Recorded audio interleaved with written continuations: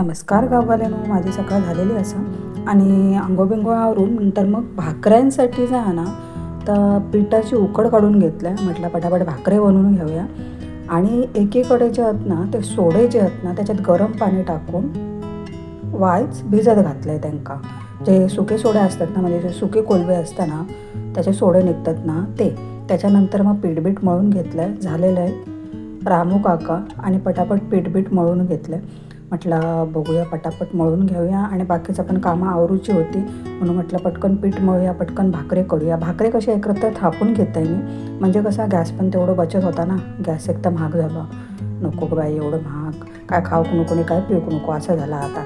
तर म्हटलं पटकन पीठ मळून घेऊया आणि मग पीठ मळून झाला आणि मग पटकन कांदो कापून घेतला, टमाटो कापला आणि जे सोडे भिजत घातलेले होते ना ते फोडणीत घातलं. म्हणजे मी नाही, आमच्या ह्यांनी आज मदत केल्याने, आज कांदो कापल्याने, टोमॅटो कापल्याने आणि मग त्या फोडणीत दिल्याने. तसं मी एकीकडे पटकन भाकरे जे होते ते थापून घेतले. अशी वेळेस मदत केली ना त्या बऱ्या पडता. मग अशी कामं पण झटपट पटापट होतात आणि त्यांचे पण मी आभार मानते. सूर्य उगवलेलो, खडे पश्चिमेक उगवलेलो आज त्या दिवशीसारखं. मग भाकरे झालेले, भाकरे भाजून पण घेतलं आहे मी. त्याच्यानंतर ह्यांनी बनवलेल्याने ह्या सोड्यांचा. आणि मगेच ना ते वरच्या काकू आहेत आमचे, त्यांनी मासो दिलेले नाही. केवढं मोठं होतं बघा, मासूस फणपूस बोलतात एका.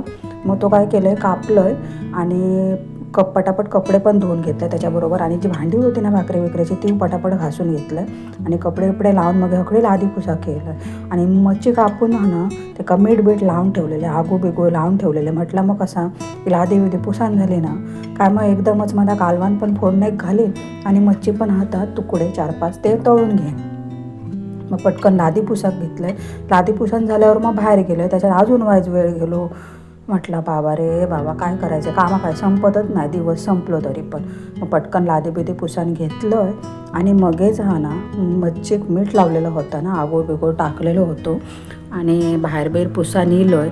आणि मग पाणी पण इलेलं ना आज. मग म्हटलं बादले झाले खाली ते पण भरून ठेवूया म्हणून काय केलं, कपडे धुवून झाले ना तसे ते बादले पण बाहेर भरून ठेवले. पाणी एकदम बारीक झालेलं, रात्री इलेलं ना पाणी, जाणारच होता पाणी पण म्हटलं बरा झाला. चल पाण्याचा पण आता कसा उन्हाळ्याला पाण्याचा पण बचत करू काही ना, सगळाच एकदम उपसान टाकला म्हणजे झाला नाही.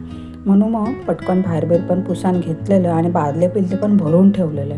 आणि मग इलं आतमध्ये आणि पटापट मच्छीचे तुकडे जे आहेत ना ते तळून घेतलं आणि त्याचा डोक्या ना त्याचा कालवण बनवून ठेवलं.